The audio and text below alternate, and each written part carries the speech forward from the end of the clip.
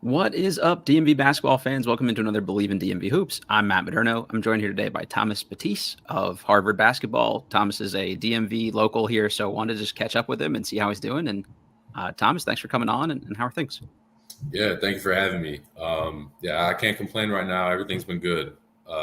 Just enjoying the final days of summer before I go back to school. So, yeah. Looks like you've been doing some traveling this summer. I saw on Instagram some cool places. Anywhere particularly awesome that stood out to you? Well, I got to mention China first. There you go. That was a crazy, one-of-one experience.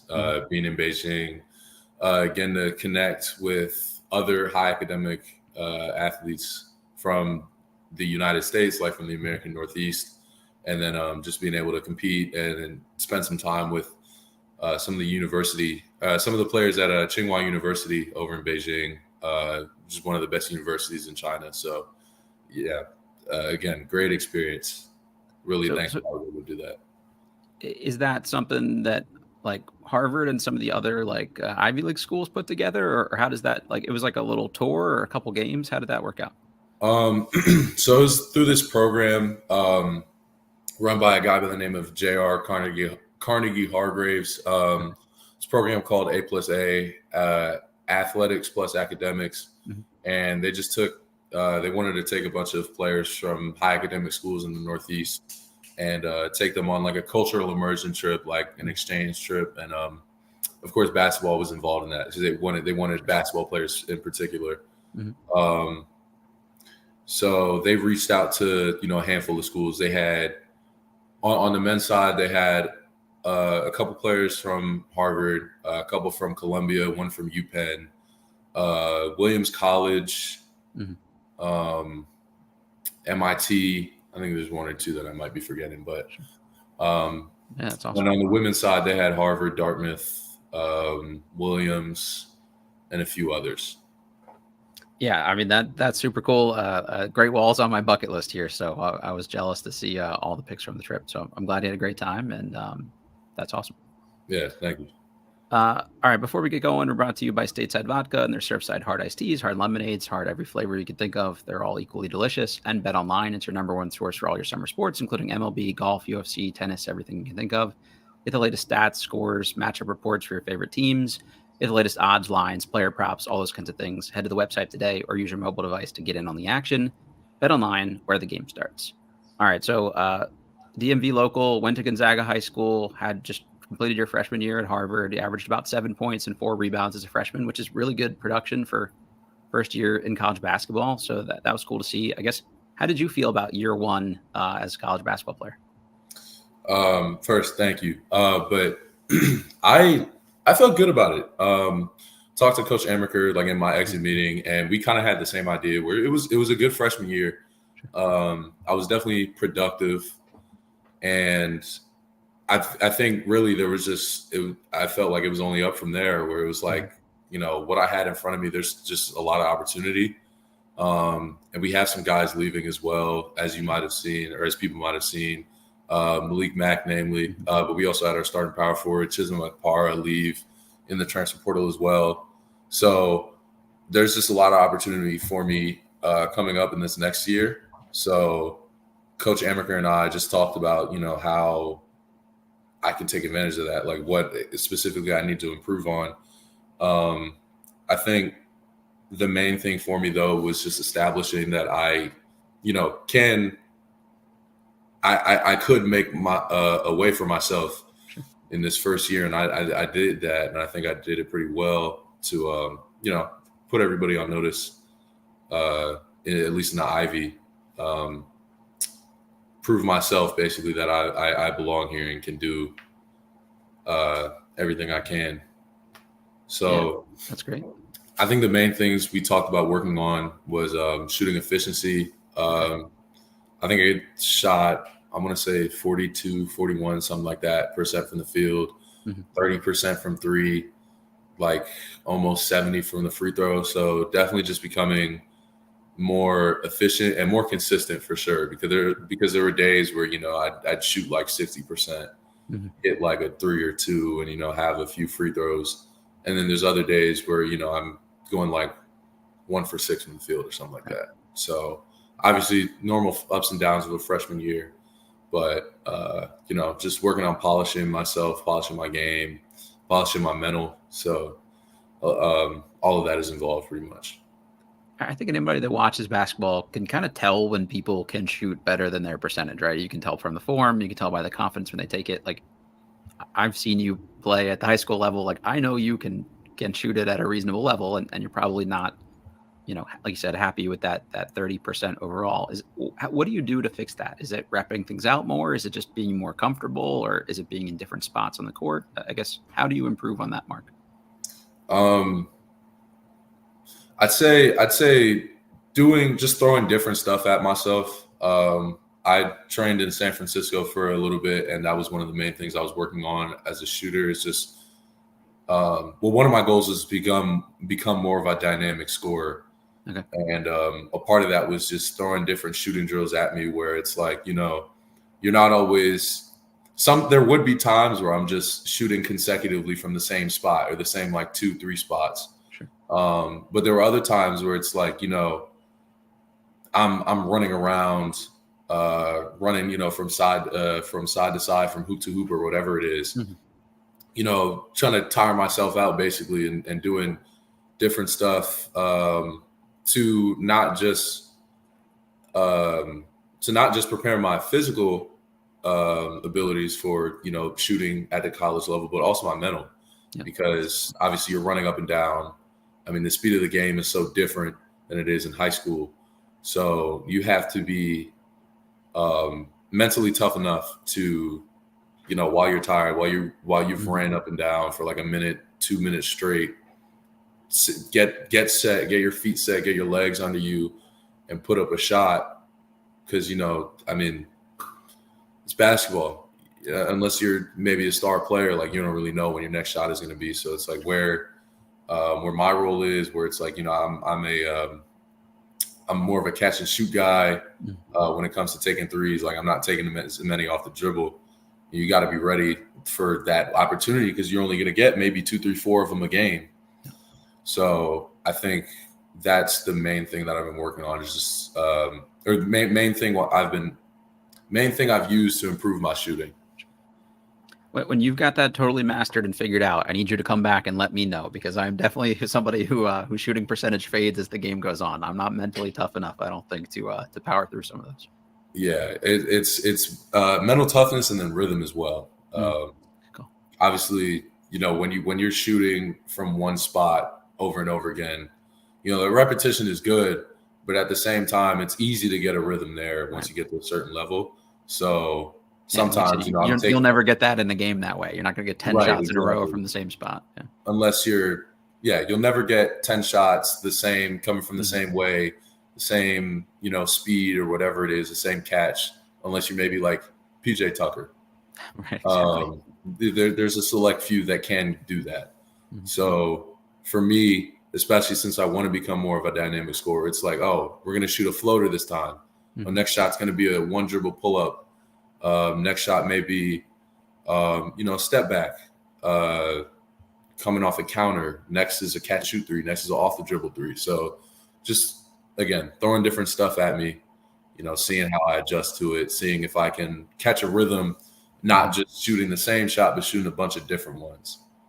Yeah, that's really smart. I think that's a really good way to go about it. We've talked about your shooting a good amount here. I guess maybe before we get too far into it, just from your perspective, how would you describe your game for anybody that's listening to this that hasn't seen you play before?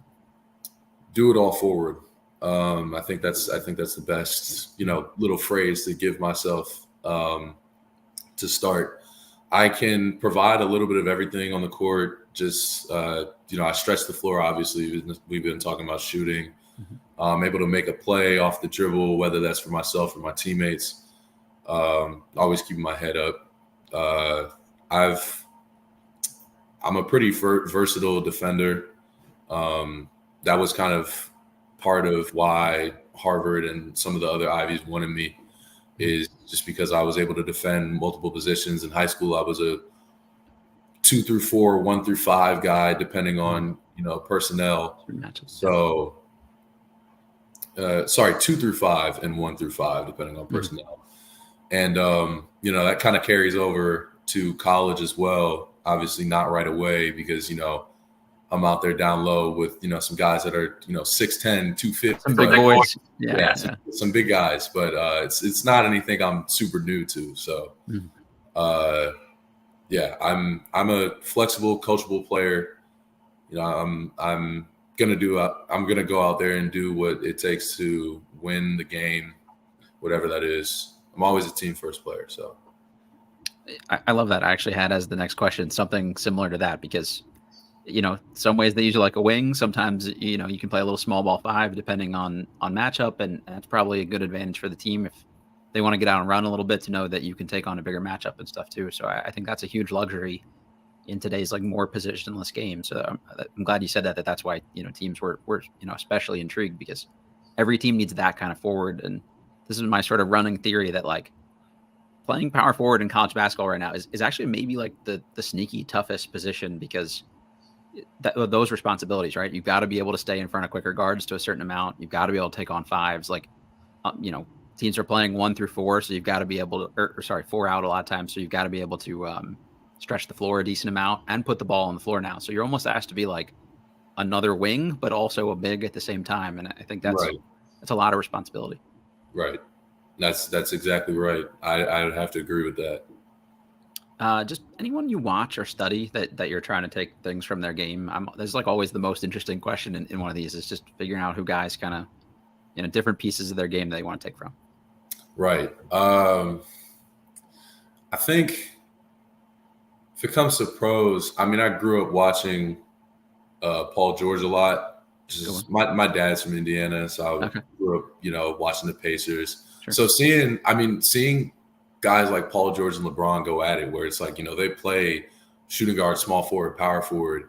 That's kind of what made me want to be like almost like a Swiss Army knife to my teams. Watch some Draymond just for like the little stuff that he does. Obviously, he's not a player with like, a deep bag, but it's little stuff like the fake handoffs to, driving dunks, things like that. There's little niche things that you can pick up from his game. But Bron and PG definitely like growing up as a kid, I didn't expect to, I'm coming in my sophomore year. I'm about 6'7", 6'8", 230 right now. So I didn't expect for myself to, as a 10-year-old to be at this point where it's like, oh, I'm at an NBA frame just about right now. So, I think even looking back at that stuff, like now that I'm older is even more valuable. You mentioned sort of this transition into college basketball here a little bit. Did being from the DMV and such a competitive basketball area like help you kind of get a head start, or do you think it prepared you for college basketball? Absolutely. I mean, DMV. I think I listened to Jacoy's podcast, and I have to second his thought, his sentiment that DMV has the best hoops in the country. It's a great answer. I love that. So, I mean, playing in the WCAC, especially playing for a team takeover in AAU, like I'm surrounded by some of the best players, not just in the area but in the country. And whether it's guys older than me or guys with me that are helping me sharpen my game, whether that's through mentorship or just actually pushing me on the court. I've competed against and played with some of the best of the best. So, I mean, when you have that and you know how to play alongside a bunch of good players, that's it makes transition into college much easier because you know how to play a certain role, you know how to fit in a system, you know how to be coachable. And I think that's my best attribute. Those are my best attributes just because guys like that, they may not be the flashiest guys. They may not be the ones with the most clicks on their videos or whatever, but those are the guys that, survive. Those are the guys that move forward playing basketball. So I think learning that was super valuable. And I couldn't have done that if I was playing in any other programs, honestly. For a lot of guys, you come from being the man on a high school team of a lot of guys that aren't going to play at this level, and then you've got to transition into playing with 5 other guys that are in that same situation. It's a tough, probably mental hurdle more than physical for a lot of guys. So I think what you just said is it's really a good way to look at it. And I have to imagine. So I had your high school coach, Steve Turner, on the pod here last year. And he was probably one of the most impressive people I've talked to through this whole thing. And I got to imagine that's another guy that had you pretty well prepared to get ready for college basketball too, because he's almost running like a college program there essentially. Right.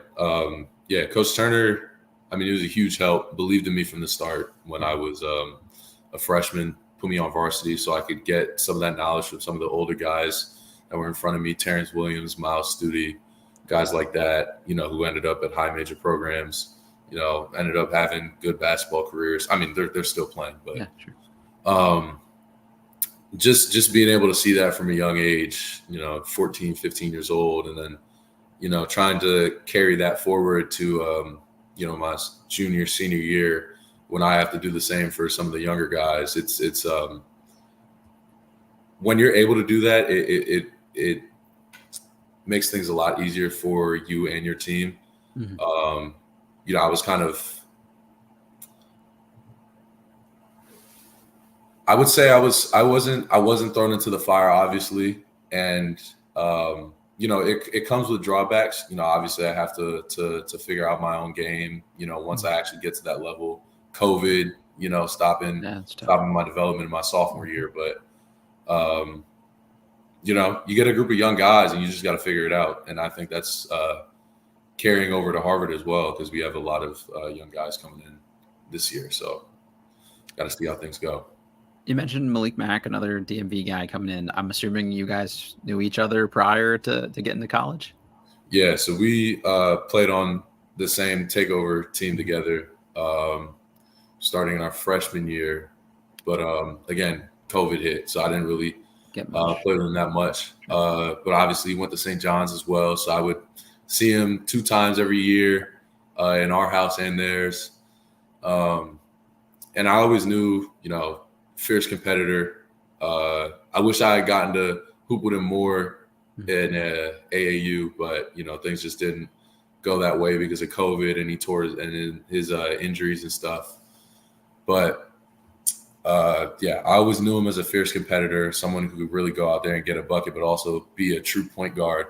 So when it came down to us both being recruited by Harvard and going on a visit together, I knew I wanted him to be on the same team as me. If things fell, if the stars aligned, but I knew that was in the cards. So, we had talked about it a lot before the two of us committed, because it was a really big thing for us. We wanted to coming into Harvard. We wanted to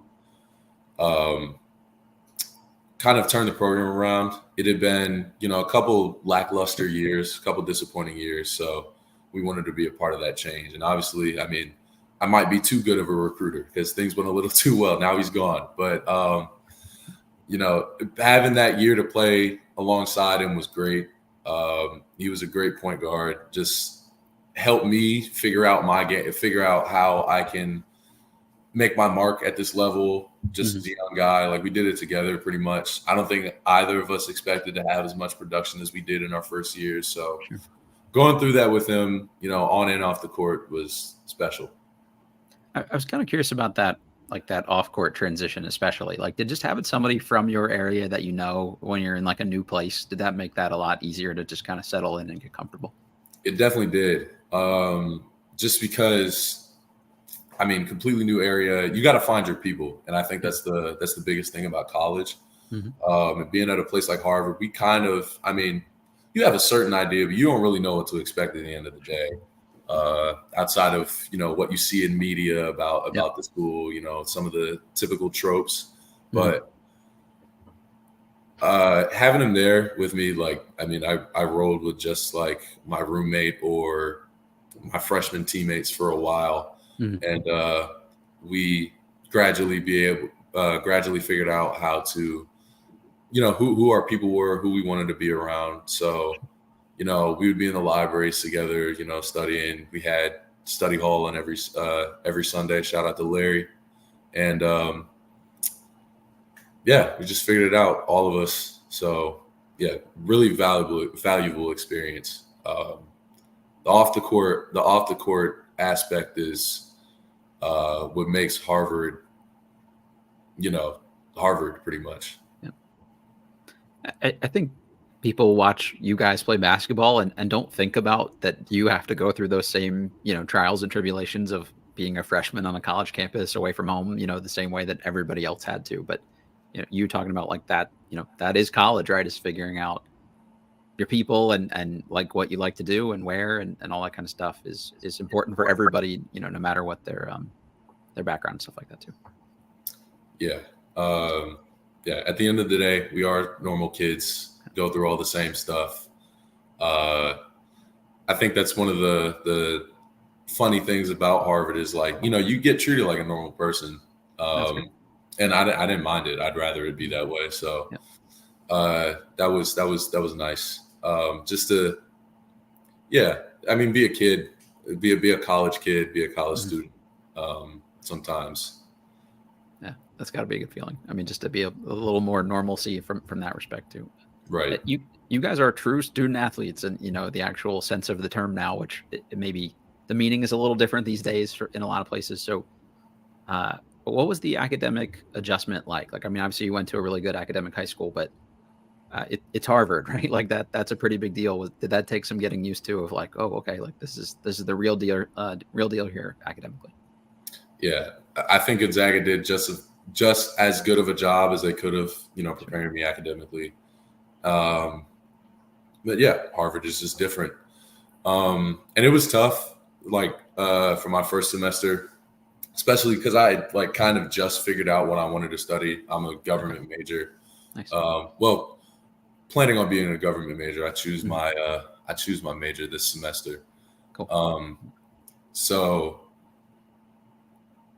yeah, it was tough figuring some stuff out. I tried to take classes with my teammates or with friends. Mm-hmm. And again, just figuring stuff out together pretty much. It's just like the good thing about Harvard and the good thing about, being in a school like this, being with teammates like the teammates I had, is we're all in the same boat. Right. So, and if we're not in the same boat, someone has been in that boat before. So I could go to older students. I could go to my, classmates and teammates for advice or for help on whatever it is, whether huge. That's like what class I want to be in, help on a problem set or something like that, where it's like, I'm kind of hitting a wall here. Sure. And just any type of help, like everybody's been there before or everybody's there with you. So if they can't figure it out for you, you're going to figure it out with them. Makes sense. There was a lot of that, especially first semester. Yeah, I think that's the normal, I think, college experience, probably on steroids for you guys being there, but like there's a learning curve that comes with it no matter what. And people can help shorten that for you and make it easier. And you just got to figure out who the right people to talk to are for those things. Right. For some schools, I'm sure in some programs, there's varying degrees of how seriously people are taking the academic, component of it. But people don't go to Harvard because they want to goof around and not get it done. So I guess that's probably a leg up to have other teammates that are invested in the academic portion of it too. Right. Just, I don't know. You were productive from a freshman perspective, right? Like 7-4 is a really good first year, I think, from a accounting stats perspective. But like, what did you feel like? I don't know. Is there certain stuff that you can do differently next year, you think, to take that to the next level? Is it just the stuff we talked about already, like adding on the shooting? Or is there anything from like a mindset perspective that you need to change or tweak going into year 2? Yeah, I think mindset is going to be important. I'm going to need to be more assertive. We had it. I had multiple teammates tell me during the season, like, oh, we want you to be more aggressive. Right. We want you to really, like, we know you can score. We know what you can do with the ball in your hands. So we want you to just go out there and do it. And I think as a freshman, I did have trouble at times, like asserting myself and really just being, sometimes just calling my own number when we need it. And there were moments where I did do it. Like I had flashes, but there were others that I didn't. So I think just being better about that, especially because I'm going to need to take a big jump, take a way bigger role this year. I'm going to need to just figure that out. And I think that's the other thing that's so valuable about watching guys like PG and Braun, like I mentioned earlier, but also another guy I forgot to mention actually is Mikal Bridges. Let's go. He's been someone where I've watched his tape with the Nets, the Suns, Nova, because he was in a different role in every on every team. So I've seen, clips from him at Nova where it's like he's scoring through sets because, that's just how Jay Wright rolls. Yep. Or, where he's on Phoenix where, he's catch and shoot guy, but he's, making his way to his spots off the dribble. If he catches someone on a pump fake or doesn't have the shot immediately. And then I see him on the Nets where it's like, oh, he really has to call his own number and, do what he does or do what he knows how to do now, where he never really had that, never really had to do that with the Suns of the I'm about to call them the Knicks, Nova. Yeah. I mean, basically the Nova Knicks. So, yeah, and I'm sure the Knicks will also be a different scenario for him. So yeah, that's a guy, especially because we have kind of the same build, more lean wings. He's about the same height as me, probably weigh like 10 more pounds than he does. So just seeing someone that similar to me adjust is really cool. Yeah, no, that's great. Like you said, those are the kind of guys that hang around the longest in the league because they can fill multiple roles, and a team can always find a use for a guy like that because you can kind of plug different holes that your team needs based on that. So I think that's right. And he guards. A really good way to look at it. Yeah, exactly. He guards. Yep. Yeah, defense travels, right? Like you'll always have a place if you can guard people. So talked about it, productive and freshman year here. You're a versatile player.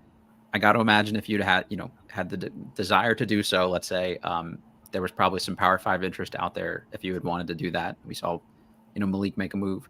Was that ever something you considered, or was it from day one like, hey, I've got unfinished business here. I'm coming back to Harvard kind of no matter what? Yeah, I knew I had unfinished business here. I committed in the first place because I wanted to spearhead something. I wanted to spearhead a turnaround. I wanted to be I wanted to be the face of a team. I wanted to help lead the team to an Ivy League championship. So those are still my goals. I'm keeping my head where my feet are, or I'm keeping my mind where my feet are, whatever the saying is. And I am trying to make sure that the team I'm on is the only one I'm really concerned about, the only one I'm really thinking about contributing to. So yeah, unfinished business for sure. And I'm excited. I'm excited for the opportunities I have up in front of me. And I'm excited for everybody that's about to join it. That's got to be like a dream saying for a coach to hear, right? Like that's the kind of guys you want to recruit, especially in an Ivy League school. It's probably harder to keep guys when they have productive freshman season. So having somebody that's committed and bought in, I got to imagine makes their lives a lot easier. Talk a little bit about your relationship with Tommy Amaker, and does it help that he's from the DMV too? Like he kind of knows your background, at least to some extent, or can relate to where you're from?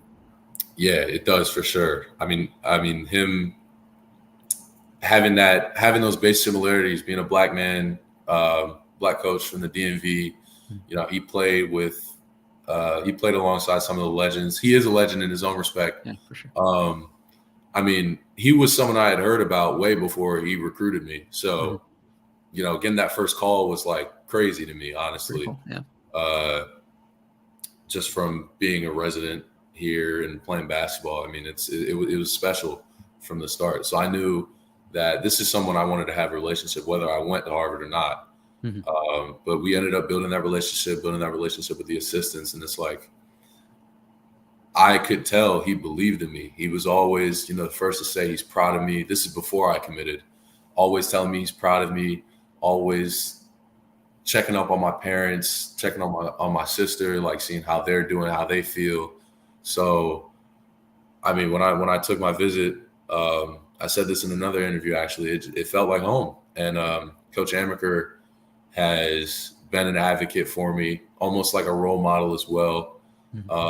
He's helped me with on the court and off the court stuff as an ideal coach should.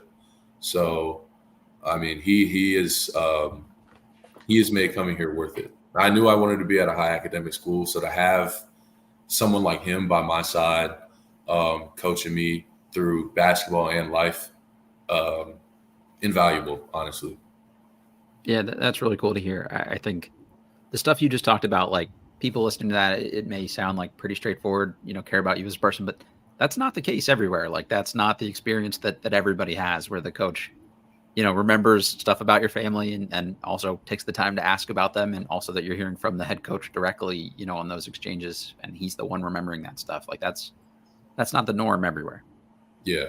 I think, especially in the NIL era, per se, there's a lot of guys out here that are just, focused on money. So when you take that out of the equation with Harvard, it's just about the quality of your of your coach, the quality of the coach, the quality of his character, and then the quality of your character and ability as a basketball player.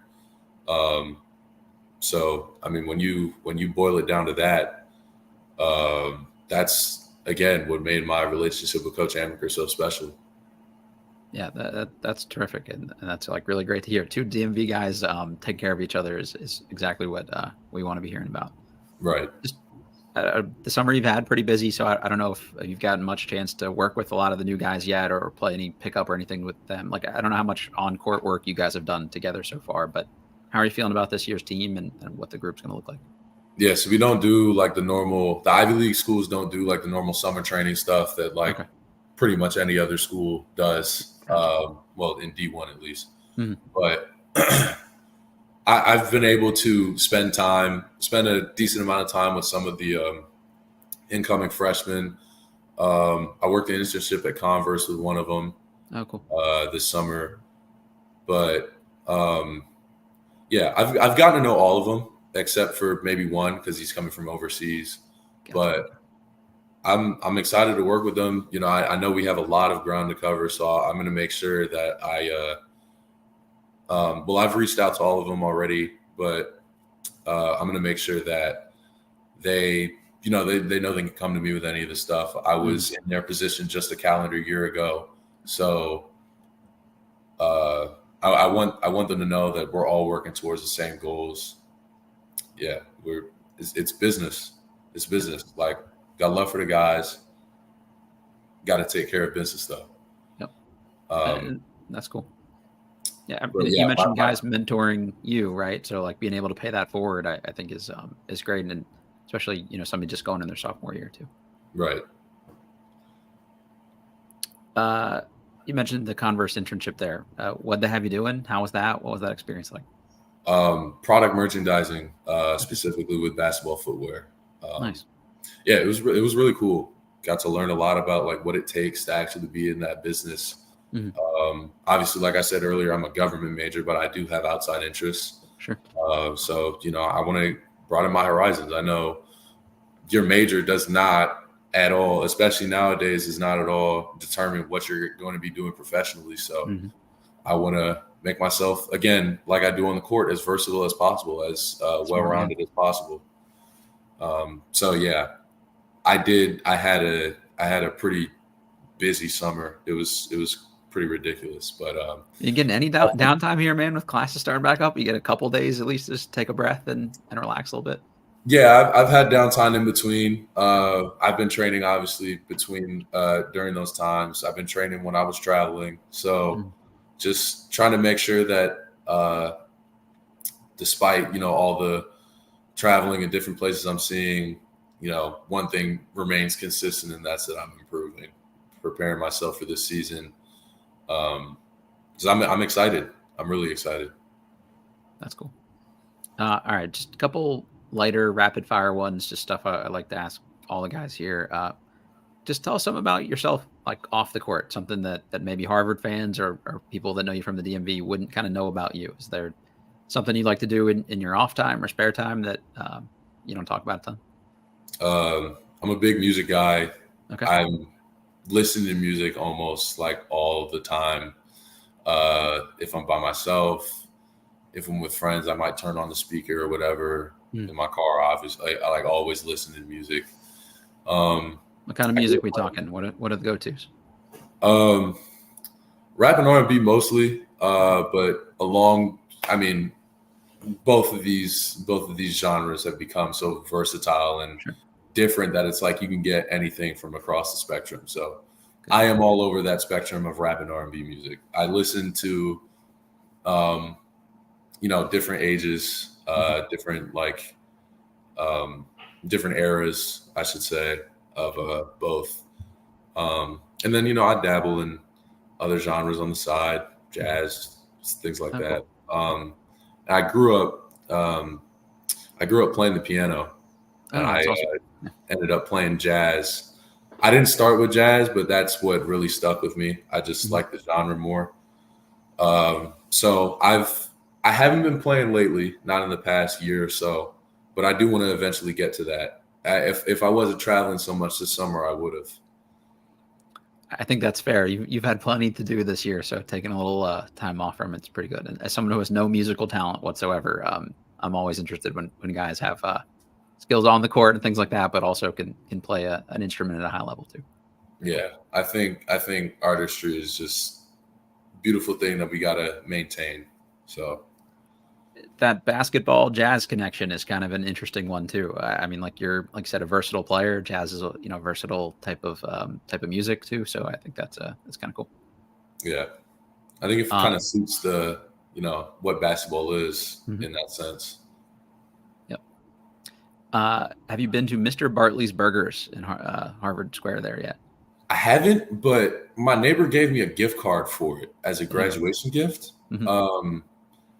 I need to stop by because I haven't.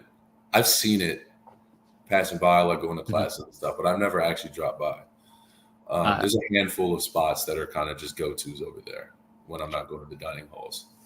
I haven't been in a long time, but I used to do a decent amount of work up there like 10 years ago, and that was always a fun spot to go through and take people to. So hopefully it's still good, and you can put that gift card to use. Yeah, I might have to when I get back up there. Any DMV story that you can tell here, or something from growing up in the area, or guys you went up against, or tough matchups, or anything like that? It's always interesting just to hear who were the guys you had particularly good battles with. You mentioned going against Malik when you guys were against each other in high school. Obviously, that's not your direct matchup, but just any other guys or stories like that. Yeah, St. John's was always, obviously, being at Gonzaga. Big one. That's always like the big game. I hate to admit that I'm not proud to admit that they kind of owned us during my time there. Always an insanely close game, and then something would happen and they win by like 1 point. So not fun.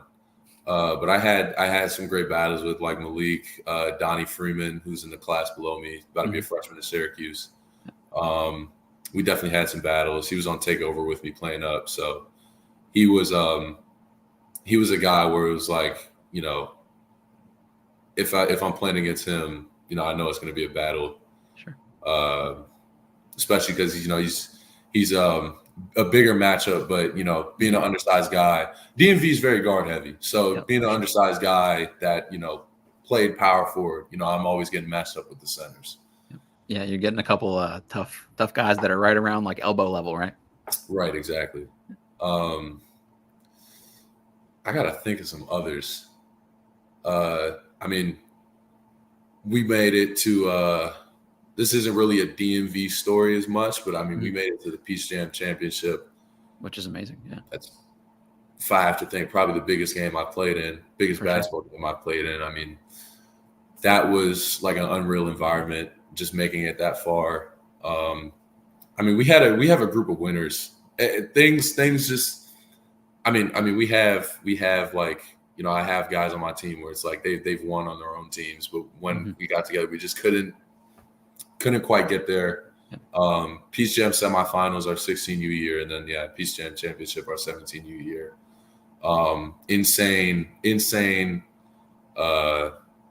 Insane story. if you want to get a DMV story out of that, we did play Team Durant in the 17th semi. Okay. That was probably a lot of Huge. bragging rights on the line locally. Oh, yeah, absolutely. Huge game, of course. They cooked us in pool play during the first session. So now we're out here trying to get our get back. Much. You got a bunch of big matchups. Like you had Deshaun Harris-Smith with us, Darren Harris, Donnie, like I said earlier. All the guys. And then, they have Amani Hansberry, who's at West Virginia now, John Lamoth, who was at Maryland last year, but I go to UNC Greensboro, Sean Simmons. So, I mean, that was like it's a stacked squad too. Yeah. Biggest DMV matchup that I can think of in recent memory. I might be missing something, but that's pretty good. Yeah, huge deal. And we ended up winning that game by a decent margin. So, yeah, we have bragging rights over Durant. At least because I'm sure you were friends with some of those guys too. So probably, you don't want to see your friends lose games, but it's also kind of nice to walk out of there with the local win there. Right. Coach Amaker also gave me an offer right after that game too. So that was a very special day. Yeah, that's cool. That was my third offer to date. I had Howard and George Mason before that. Mm-hmm. So that was special day for sure. And he knows the significance of beating another, DMV team like that too, better than most. So that's exactly that's pretty cool. That was a great one. Thank you for doing that. Yeah, of course. All right, who's the next DMV guy you think we should talk to on the podcast here? Oof.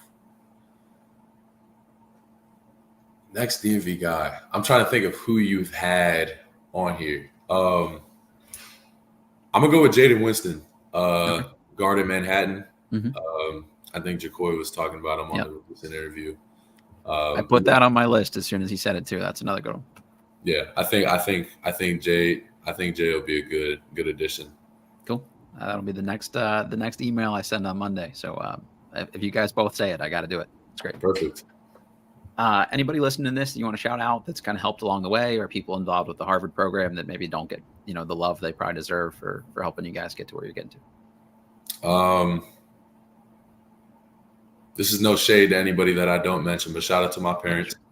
It's a great one. Great answer always. I think that's all I got for now. No, that's because if I kept I had too many people to shout out. I'm a thankful guy. That's good. And then social media accounts for people. Always like getting those out there so people listening to this can figure out where to follow you guys. My Instagram is tbattis. That's spelled TBATTIES. Twitter is Thomas Batties. That's just my full name, Thomas BATTIES. Yeah. Perfect. Thomas, this is awesome, man. Thank you for doing it. I'm just proud to see a DMV guy representing in the Ivy League like that. I know it's a lot of responsibility there to be at such a tough school and still ball out on the court. And really like your game, and I'm expecting to hear good things this year. And hopefully you guys can do what you set out to do there and kind of take back the Ivy League. Yeah, of course. Thank you so much. Yep. All right, everybody. You know the drill at this point. Hit that like button for us if you're watching on YouTube. Make sure to go out and follow Thomas. Rate, review, subscribe, all that good stuff while you're at it. We'll catch you all next time. And we are presented by betonline.ag.